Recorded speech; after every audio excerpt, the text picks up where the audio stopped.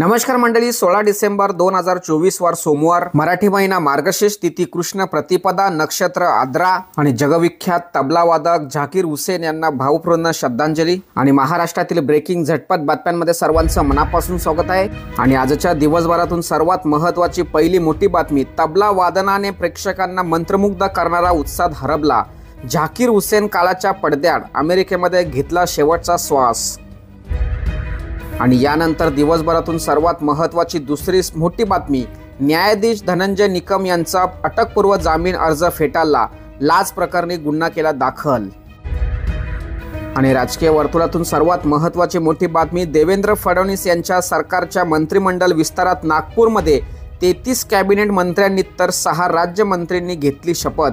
भाजपाच्या 19, शिवसेनेचे 11 आणि राष्ट्रवादीच्या 9 आमदारांना मंत्रिपदाची शपथ।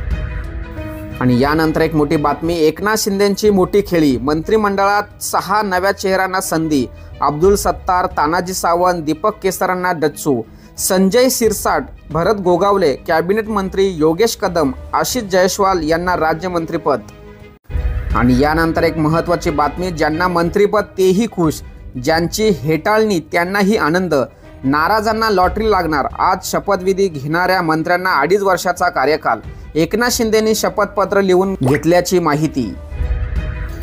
आणि परभणीमधून सर्वात धक्कादायक बातमी समोर येते, परभणी दगडफेक प्रकरणी न्यायालयातील कोठडीत वकिलाचं शिक्षण घेणाऱ्या सोमनाथ सूर्यवंशीचा मृत्यू, आनंदराव आंबेडकर यांची महाराष्ट्र बंदची हाक। आणि देशातील नागरिकांसाठी, शेतकऱ्यांसाठी अतिशय महत्त्वाची बातमी, भारतीय रिझर्व्ह बँकेकडून अतिरिक्त तारणमुक्त कृषी कर्ज रकमेमध्ये वाढ, कर्ज रकमेत मर्यादा 1,60,000 रुपयावरून 2 लाख रुपयापर्यंत वाढवली।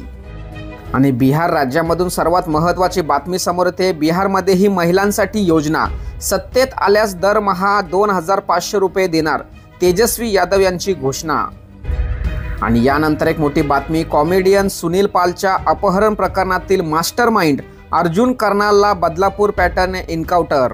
आणि राज्यातील शेतकऱ्यांसाठी अतिशय महत्त्वाची आणि मोठी बातमी, धान खरेदीसाठी ऑनलाईन पोर्टलवर नोंदणीसाठी मुदतवाढ, शेतकऱ्यांना होणार फायदा, जास्तीत जास्त नोंदणी करावी, शेतकऱ्यांना सूचना।